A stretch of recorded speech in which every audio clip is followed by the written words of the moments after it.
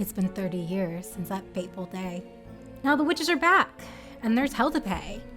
And also a new movie. Yes, Salem, we're back! The Sanderson Sisters are back with Hocus Pocus 2.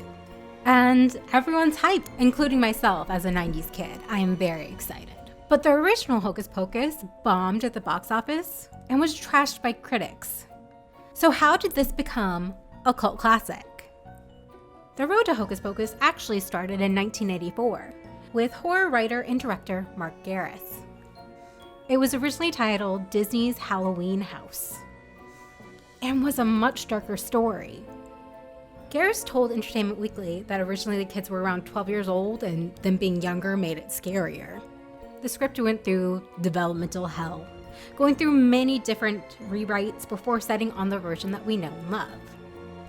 The film was intended to be a Disney Channel original movie, but when the higher-ups saw the script, they felt it was strong enough for a theater release with some well-known actors. Neil Cuthbert is credited as writer alongside Garris, and Kenny Ortega, who at the time was better known as a choreographer for things like Dirty Dancing, was brought on as director. It was Ortega's second time directing. His first movie was actually another cult classic, Disney's Newsies. It took $28 million to make, which is around $55 million today. For those who don't remember, the original Hocus Pocus, it's set in Salem, Massachusetts, and it's about a group of children who accidentally summon the three Sanderson sisters, who 300 years ago were hung.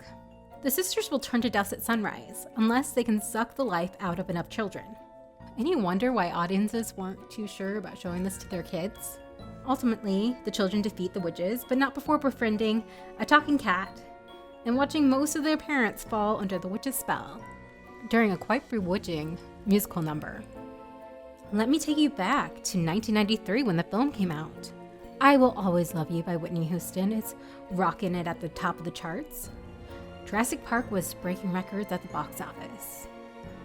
And Hocus Pocus premiered in the spookiest time of year, the middle of summer. It really didn't help that a film that celebrated witches and all things Halloween came out on July 16th, 1993.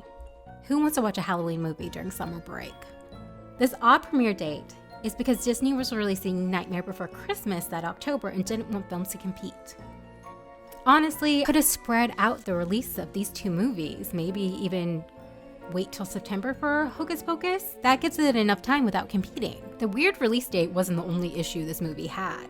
Free Willy also premiered at the same time as Hocus Pocus, leading to even more competition for the film. I myself, as a 90s kid, I vividly remember seeing Free Willy because you know that part where the kid lifts his hands up and Free Willy goes whoosh. I remember that. I do not think I saw Hocus Pocus in theaters. I think my parents knew it would be too scary for me at that age. It only made $8.1 million its opening weekend, and in grand total, $45 million. Not only were audiences lukewarm to it, but critics roasted it as well. On Rotten Tomatoes, Hocus Pocus has a rotten score of 30%, based on 43 reviews. Roger Ebert gave the movie 1 star and called it a film desperately in need of self-discipline. He wrote, "A good movie inspires the audience to subconsciously ask, 'Give me more!' The witches in this one inspire my cry of, 'Get me out of here!'"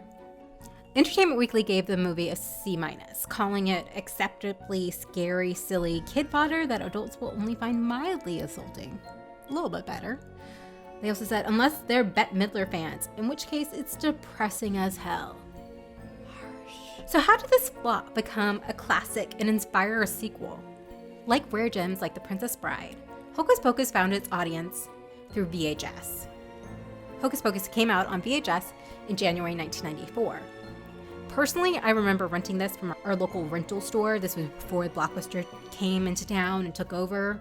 And I also remember being utterly terrified of this movie because the witches were trying to eat kids and I was a kid. So it was scary. You stay for supper.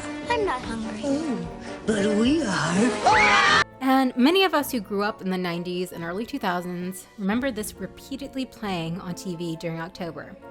It wasn't Halloween without the campy Sanderson sisters. But it wasn't until 2002, when the film was released on DVD, that it went from cult classic to Halloween phenomenon. According to Media Play News, Hocus Pocus regularly does about $1 million in sales every October. I'm not sure how it's changed since it's on Disney+, but before, ranking in that money. In 2006, ABC Family added the movie to their 13 Nights of Halloween lineup, and their ratings were very strong. Now in the age of streaming, the movie is one of Disney's most popular movies of the season, according to the Slash Film. In October 2011, the Houston Symphony celebrated various horror and Halloween classics, including Hocus Pocus, with the Hocus Pocus Pops. Disney must have taken notice of the sales and just the online chatter about the Sanderson Sisters, because September 15th, 2015, the Hocus Pocus Spectacular was introduced at the Magic Kingdom for Mickey's Not So Scary Halloween Party. The show stars the Sanderson Sisters, who summon various Disney villains for a villain party, and personally, I love it. It's a lot of fun. They of course sing "I Put a Spell on You." Sarah flirts with everyone. It's hilarious. While on tour in 2015, Bette Midler appeared on stage dressed as Winifred Sanderson. Her backup singers appeared with her dressed as her sisters, Mary and Sarah, and the three of them performed the film version of "I Put a Spell on You." So Bette knew what was up too. In 2018, a new young adult book called Hocus Pocus and the all-new sequel was released.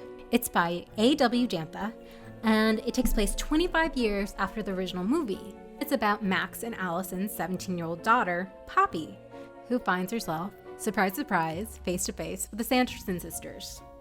It'll be interesting to see if this plot mirrors Hocus Pocus 2. I am trying to keep spoiler-free because I want to go unsurprised. In October 2020, and the COVID-19 pandemic, Hocus Pocus was re-released into 2,500 theaters. It made $1.9 million over the weekend, finishing second behind Tenet. Remember Tenet? That movie no one could hear? The re-release in total made $4.8 million, and it was the highest grossing re-release of the year. In the past few years, it's not uncommon to see children to adults dress up like these sisters. Whether it's a costume party or a drag show, the Disney parks sell out of their merch each year. So it's no wonder Disney recognized the Sanderson sisters' infamy and bankability and are bringing them back for a sequel, along with a host of other characters.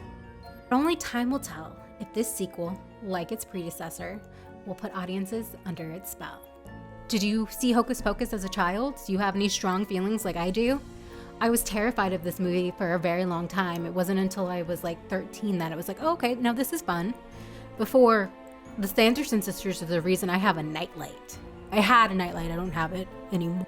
I do have a salt lamp though.